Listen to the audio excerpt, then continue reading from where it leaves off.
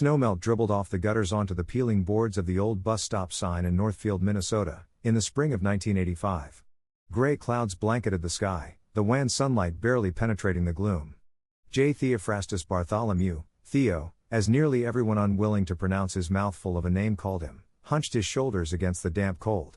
The battered boombox perched beside him on the bench blasted tinny music into the drizzle. He was 16, a high school junior who preferred daydreams to study halls. Tangled brown hair curled over his ears, and behind wire-rimmed glasses, his eyes glowed with a restless sort of curiosity mixed with perpetual unease. His jacket, decorated with half-peeled band patches, looked like it had once served an older sibling. The stinging chill of late March whipped his cheeks, but that was hardly the reason he was shivering. He clutched a cheap composition notebook in his lap, pen tapping anxiously on its battered cover.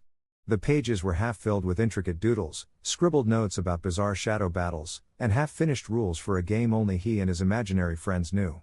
Because these imaginary friends were more than just fleeting daydreams. They were fragments, splinters of his own mind, shadows, as he'd come to call them, and they were real enough to him that he'd created an entire place in his psyche for them to frolic, Theo's psychic sanctuary. In truth, that sanctuary was all that really mattered to him. While others wasted their time on social hierarchies and local gossip, Theo retreated inward, fracturing his mind into vivid personalities that he played games with. No one else in Northfield, or likely all of Minnesota, seemed to understand that the inside of one's head could be just as real as the outside. He'd learned from an old library book that these mind-born entities might be called shadows, an ancient concept once described by psychoanalysts. He'd read it by chance one day, and it all snapped into place, the reason he could see and hear these beings, and the reason they had personalities so different from his own. The book had also hinted at something deeper, a collective unconscious that linked every mind. Theo had found the notion outlandish and thrilling. So he'd tested it. He learned that his shadows could help him cope with bullies, with heartbreak, with every mundane agony of teenage existence. But there was a cost. Shadows had a darkness.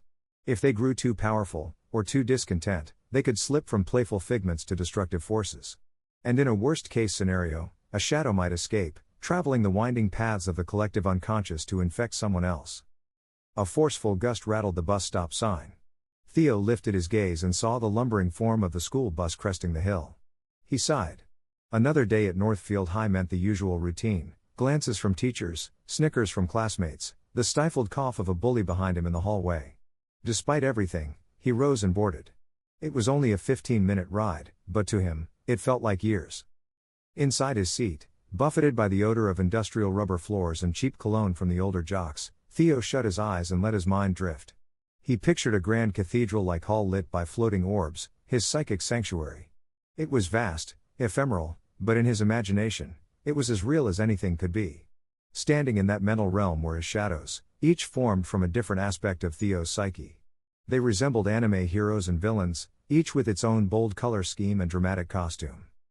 The largest among them, a towering figure with spiked shoulder pads and jagged black hair, was known as Barathron. Barathron was brute strength incarnate, a manifestation of Theo's frustration with the world, the anger that seethed inside when he was bullied. Barathron's hands crackled with imaginary lightning. Nearby stood a slender swordswoman with lavender hair, Celestra, the personification of Theo's longing for acceptance and love. She wielded a blade etched with shimmering patterns, her eyes filled with empathy. And the final major presence was a Nerone, a mysterious figure in a hooded cloak, floating inches above the ground. A Nerone was knowledge and curiosity, Theo's desire to learn about the mechanics of mind and matter, forever scribbling arcane symbols in the air. Deep in that mental hall, they practiced what Theo called Shadow Sanctuary X, his personal shonen-inspired game. Rule 1, each shadow could manifest anime-like powers. Rule 2, to conquer a worldly worry, they had to engage in a fantasy battle that symbolized it. That was how Theo worked through real-life problems. He'd transform them into epic anime showdowns in his head, battle them to a standstill, and glean a potential solution from the aftermath. He had grown used to passing time in this daydream. Sometimes, he lost track of reality entirely. Even as the bus lurched to a stop outside Northfield High, he saw the swirling illusions dancing in his mind's eye. With a weary breath, he stood, slung his backpack over one shoulder, and trudged off into the halls. A few hours later, the lunch bell clanged. Theo skulked through the cafeteria, eyes glued to the floor. Students parted around him like a river around a stone, an outcast aura that nobody wanted to disturb.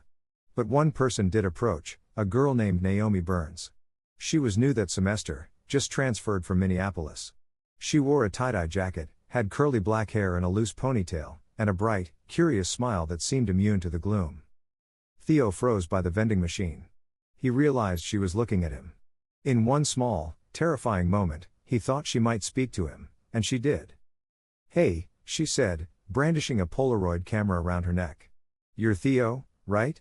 Mr. Theophrastus Bartholomew?" He nearly dropped his lunch tray. Why yeah." A scorching heat lit his cheeks. "I'm Naomi. Just moved here from the city."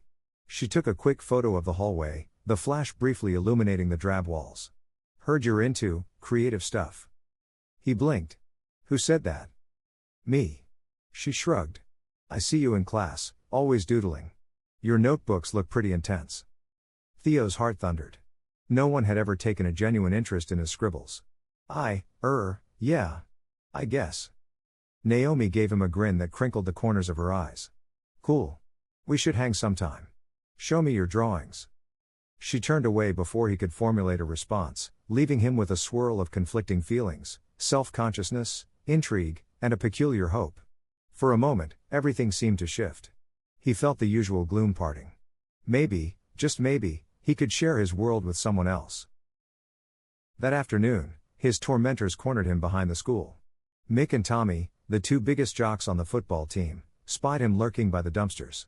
They smelled weakness, and for years, Theo had been an easy target. "Hey, weirdo," Mick sneered. "What's that in your hand?" Theo reflexively hid his composition notebook behind his back. "Nothing." Tommy snatched for it anyway, his Letterman jacket flapping. "Give it. We just want to see." Panicked, Theo clung to it. Fear lit up the inside of his mind, and suddenly, in the psychic sanctuary, Barathron roared to life, muscles bulging with crackling energy.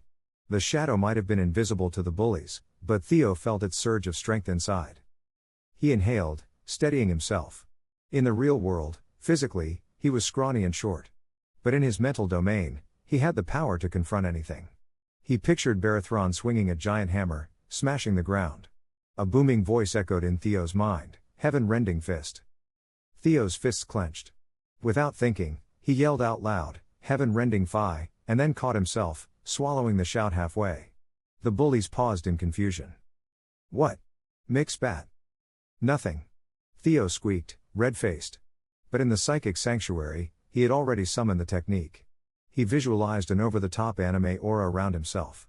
The mental exercise made him stand taller, made his adrenaline spike. Mick swung a half-hearted punch. Theo managed to dodge, barely, toppling backward. Yet he refused to relinquish the notebook. Tommy lunged. "Quit squirming." In the psychic sanctuary, Barathron roared, crackling thunder grapple. Theo imagined his intangible shadow self grappling Tommy's shadow self, turning the intangible fight in his favor. That mental impetus gave him just enough real-world reflex to wrench free. The bully stumbled, cursing. Suddenly, a voice cut through the air. "Hey! Leave him alone." Naomi. She stood at the corner of the building, eyes flashing. Without hesitation, she snapped a photo of the bullies with her Polaroid. The bright flash made them flinch, then scowl. "Whatever," Mick muttered, turning away. "We were just messing around." The bullies stormed off, leaving Theo panting, heart pounding in relief. Naomi hurried to his side. "You okay?" He nodded shakily. "Why yeah, I'm fine." He wanted to say more, to thank her properly, but the words stuck in his throat. Naomi studied him thoughtfully. "You like that anime stuff, don't you? Like, Kenshiro and those big crazy moves?" Theo's eyes widened. "Wait, you've seen Fist of the North Star?" "Of course." She flicked the Polaroid photo, shaking it so the image developed. "I have a cousin who's obsessed with importing all the newest tapes from Japan. Maybe you should come over sometime, watch with me." Theo's mind reeled. He'd never met anyone else in Northfield with that interest, and definitely no one who'd invite him to watch with them. His entire chest felt warm, like the sun had begun shining on him for the first time that day. I'd like that," he said softly. "Thanks." And so, with Naomi's help, Theo made it through the rest of the afternoon. But in the back of his mind, his shadows were stirring. Particularly Barathron, who thrived on confrontation, roared with excitement at the victory. Theo had to keep Barathron in check, The raw adrenaline felt uncomfortably good, making him want more fights just to prove himself. Late that night, in his bedroom, while the wind rattled the window, Theo sat on the worn rug and closed his eyes. He dove deep into his psyche, summoning the psychic sanctuary, that cathedral-like space of swirling lights and echoing halls. Immediately, his shadows materialized. Barathron towered, fists clenched, electricity dancing around his shoulders. "You see, Master," the shadow's voice boomed telepathically, "we can defeat any problem if you let me fight." Celestra approached, graceful, with her shimmering sword at her hip. "We mustn't let raw aggression consume us." Naomi intervened today. "Theo, you should thank her properly tomorrow." A Neurone, floating in the background, scribbled a symbol in the air. "The real question," the wraith-like figure said, "is whether we can truly let someone into our domain. We have always been alone here." Theo nodded slowly. "I'm tired of being alone," he admitted. "It would be nice to share this, or at least part of it, with someone." His shadows exchanged glances. Slowly, each of them bowed as if to say, "As you wish." Smiling, Theo snapped his fingers. The space transformed around them into the Shadow Sanctuary X Arena, a wide floating platform under swirling galaxies, ringed by meteors that soared overhead. He conjured up illusions of fearsome enemies, symbolic versions of Mick and Tommy, perhaps, giant monstrous shapes that lunged forward. The shadows sprang to the fight. Barathron bellowed, "Lightning Titan Bash!" as he hammered a meteor, sending up a shockwave. Celestra soared, her blade glowing with cosmic runes, unleashing a technique called Moonlit Blossom Slash. A Neurone manifested drifting glyphs that exploded in cascades of psychic flame. In the swirling chaos, Theo imagined himself donning an anime persona, spiky hair, a ridged jacket, gloves crackling with aura. He leapt forward, fists shining with brilliant power. "Midnight Eclipse Strike," he roared, punching a monstrous shape so hard it disintegrated into stardust. He exhaled and felt a rush of triumph. This was how he overcame obstacles. Here, in his imaginary fights, he replayed the day's events and tested new solutions. He'd learned to defend himself, discovered strategies, and grown braver. Shadow Sanctuary X was not just a game, it was an engine for self-improvement. And as the illusions died away, the swirling platform empty, Theo found new determination in the hush. Naomi believed in him, at least enough to talk to him. Maybe he could share some of this with her. Maybe he could tell her about the sanctuary in his mind, or show her the half-finished rulebook he was writing. That was how he drifted to sleep, hopeful, uncertain, yet content. The next few weeks flew by in a blur of bright possibilities. Theo and Naomi became closer. He discovered that Naomi wasn't just an anime fan, she also loved photography, capturing candid snapshots of real life. She was fearless with her camera and her opinions, unafraid to call out bullies or question authority. She quickly deduced that Theo had a boundless imagination, though she didn't yet know the full extent. Spring arrived in Minnesota with slush turning to muddy grass, the days growing longer. One Friday afternoon, they sat in the corner of the school library, heads bowed over Theo's composition notebook. She marveled at the sketches of costumed warriors, the swirling realms. "This is amazing," Naomi whispered, flipping through the pages. "These attacks you've written down, Shadow Strike? Psycho Slash? Midnight Eclipse? It's so detailed." Theo shrugged, cheeks pink. "I like to flesh it out. Sort of a game I play in my head." She looked up, eyes shining. "Show me." He hesitated. No one had ever glimpsed inside his psychic sanctuary. Could he even guide someone else in? The book he'd read years ago had suggested that a very close connection between two minds might allow them to share a dream, or even fuse imaginations. If they both believed, maybe it could happen. Theo took a deep breath. "Close your eyes," he said softly. "Imagine a big open place, like a giant cathedral, but glowing with energy orbs floating in mid-air. Try to picture it as clearly as you can." She complied. So did Theo. He felt a subtle tug in his mind, like a door opening. Slowly, carefully, he guided Naomi's presence deeper. A dizzy sensation came over him. For a moment, he feared he'd lost track of reality. Then, in his mind's eye, he saw Naomi appear in the psychic sanctuary, looking around in awe. Her mental form glowed with golden light. "This is unreal," she murmured, turning to stare at the vaulted ceilings and swirling orbs. "I can feel it." Theo's heart pounded. "This is my sanctuary." All at once, Barathron, Celestra, and a Neurone materialized from swirling shadows, as if uncertain how to greet this newcomer. Naomi flinched when she saw them, but then curiosity overcame her. She stepped forward, hand outstretched. "Who are they?" Theo explained each shadow's significance. As he spoke, Naomi's expression shifted from surprise to fascination, and then to compassion. "That's incredible. They're like facets of your personality." "Well, yeah," Theo admitted. "It's lonely in real life. So I keep myself company here." "That's not weird," Naomi said gently. "That's beautiful." A weight seemed to lift from Theo's shoulders. He blinked a few times, letting the swirling illusion settle. For the first time, he felt truly seen. Over the next days, they frequently shared daydreams, forging a mental link that allowed Naomi to enter the sanctuary. She even participated in the battles of Shadow Sanctuary X, which delighted Barathron, who relished a new sparring partner. Naomi crafted her own imaginary persona, a swift martial artist with lightning-fast kicks and a signature move she dubbed Sunburst Spiral. She'd cry out, "Sunburst Spiral," and unleash a dazzling corkscrew blow that scattered illusions like confetti. Their connection became deeper and deeper. For a fleeting moment, life felt perfect. Theo even found the courage to ask Naomi to the upcoming school dance. She accepted with a grin, snapping a photo of his flustered expression to immortalize the moment. Encouraged by her acceptance, Theo poured his energy into writing the rules for Shadow Sanctuary X, which he planned to compile into a small self-published booklet titled Games You Can Play in Your Head by Yourself.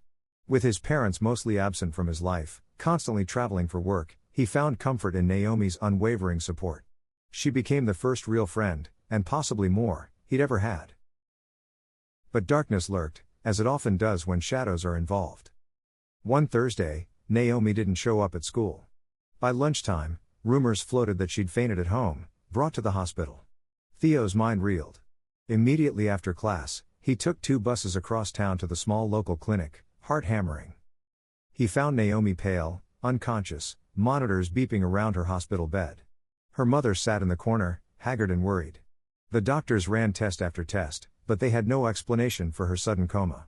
She simply wouldn't wake up. Theo felt something gnawing at his gut. He remembered reading that if a shadow gained enough strength, it could slip out of one mind and into another. Could one of his own shadows have gone rogue, invading Naomi's mind? It sounded insane, but so was everything else about his life. He looked at Naomi's drawn face, remembering how easily she had entered his sanctuary, how that link might have allowed something vile to pass through. He left the hospital that night, tears freezing on his cheeks in the cold spring wind. He retreated inward, searching for answers in the psychic sanctuary. There, Barathron, Celestra, and Aniron awaited him, flickering anxiously in the gloom. "What happened?" Theo demanded, voice echoing across the cathedral-like space. "One of you, did you do this?" The shadows looked stricken. Barathron flexed his arms. "We would never harm Naomi. She is our friend." Aniron shook his head beneath his hood. "This presence is something else, Master. I sense a piece of us that is, broken away. We once created many other shadows here, fleeting ones for illusions and for smaller tasks. It is possible one such shadow has grown resentful, infected by negativity." Celestra's eyes shimmered with sorrow. "We must find it. And rescue her." Theo exhaled shakily. "We have to go in after her mind, to the place where the shadow took root." "But how?" Aniron's voice dropped low, carrying an ominous weight. "We must travel beyond your personal sanctuary, to the collective unconscious. That is where a renegade shadow could hide and spread, feeding off her mental energy. We can follow the link you share with her and search for her mind." "Then let's go," Theo said firmly. It was easier said than done. Theo spent the next few days in a haze of worry. Naomi drifted in and out of her coma, sometimes regaining half-consciousness just long enough to mumble about nightmares and a dark presence that whispered in her ear. She told the doctors that something was attacking her from inside her dreams, but they shrugged it off. Only Theo believed her, because only he knew how real it could be. He spent one restless night building up his nerve. If traveling to the collective unconscious was possible, it would require a deeper meditation than he'd ever attempted.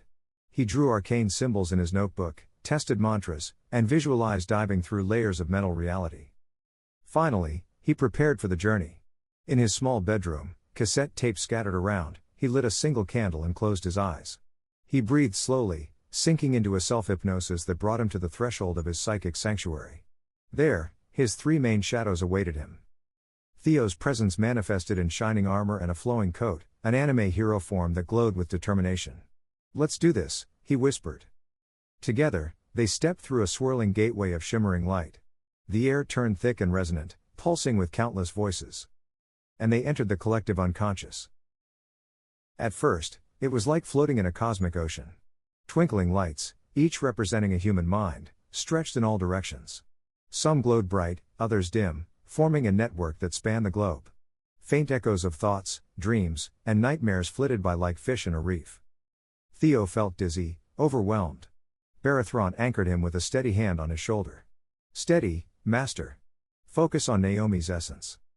Theo did so. He remembered the warmth of her smile, her fascination with photography, her unwavering confidence. A faint golden glow appeared in the distance, leading them onward. They waded through the astral currents. Strange shapes sometimes emerged, fragments of other people's dreams, flitting illusions of towns or creatures. Here, the power of imagination was raw and potent, capable of forming ephemeral pockets of reality. The group pressed forward, mindful not to drift into others' nightmares. Finally, they reached a dark region, where the golden glow flickered weakly. A swirling vortex of shadow energy loomed, pulling stray dream fragments in like a black hole. Theo's heart sank. He sensed Naomi's presence within that vortex, faint as a candle in a storm. Celestra unsheathed her blade. "That must be where the corrupted shadow lurks." Aniro nodded gravely. "Yes. It's constructed a fortress out of negative emotions." Barathron cracked his knuckles. "Then we smash it open." Theo advanced, summoning the swirling power of his anime persona.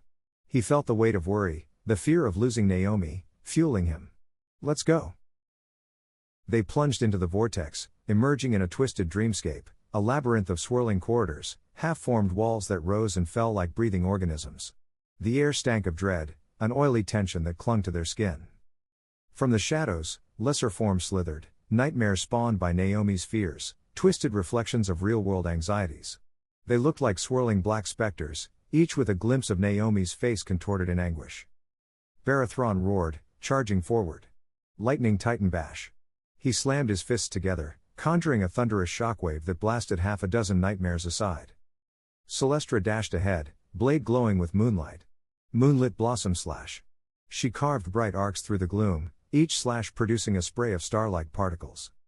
Aniron hovered, chanting cryptic syllables. Eldritch Convergence. Circles of pulsing runes appeared in mid-air, unleashing bursts of psychic flame that incinerated the nightmares.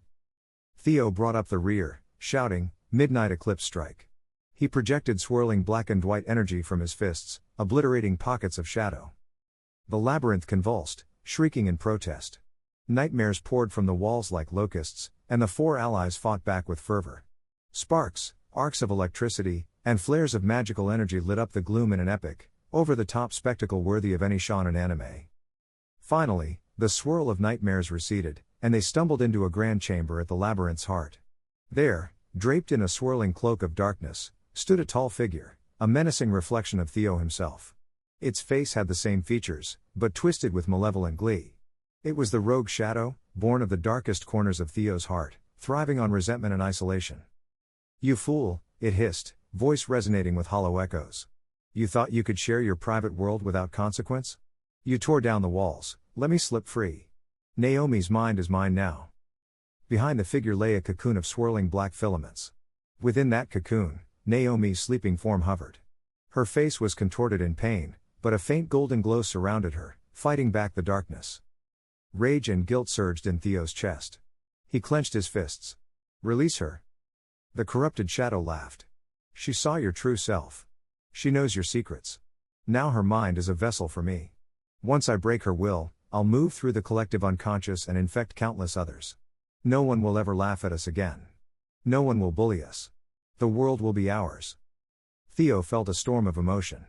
He realized that this twisted being was fueled by the bitterness he'd felt for years, bitterness at a world that mocked and shunned him.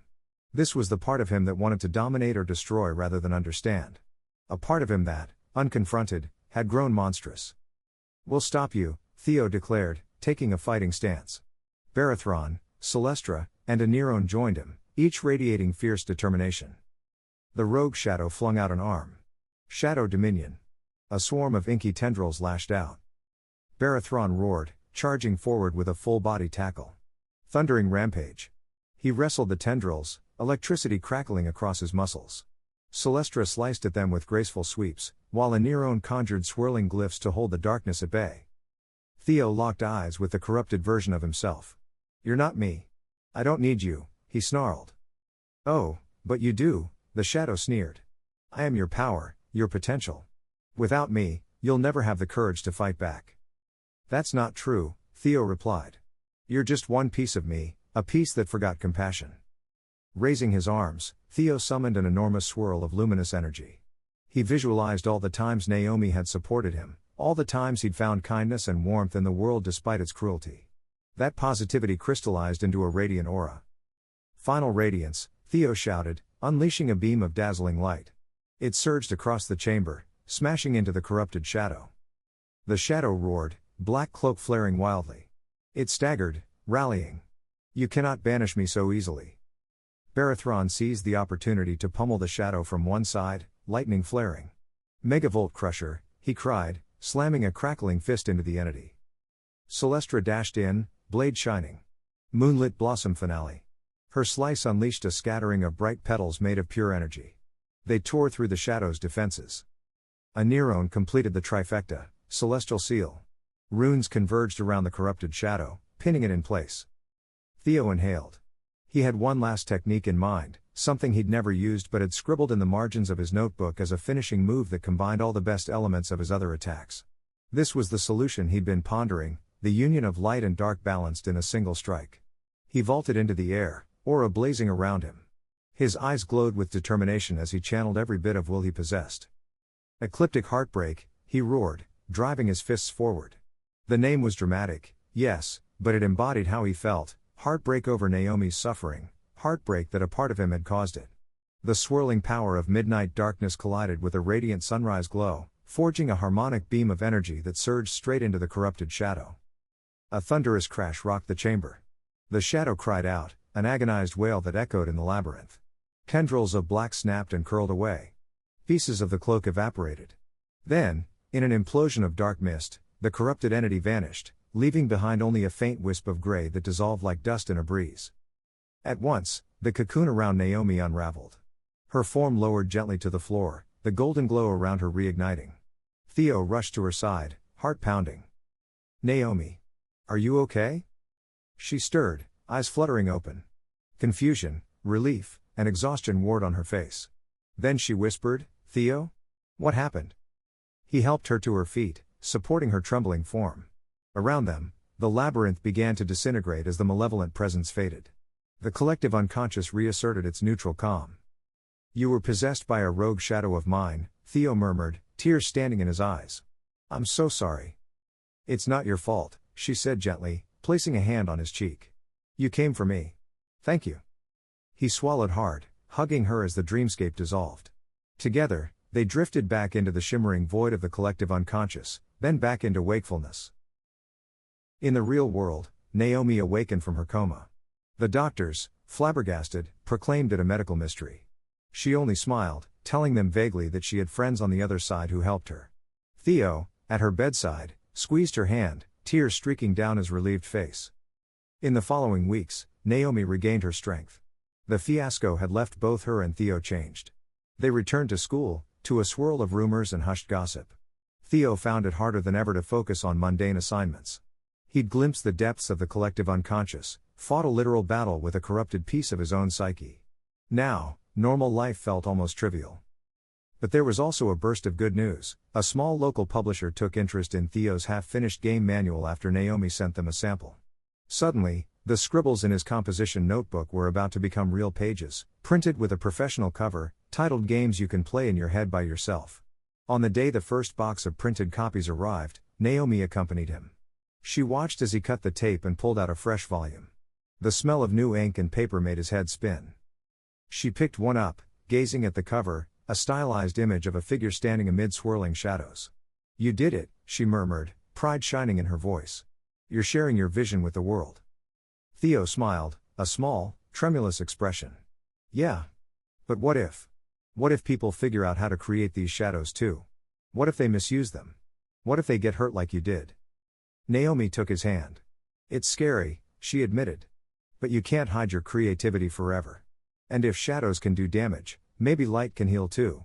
People need to know both sides. He exhaled shakily. Still, I'm worried. She squeezed his hand.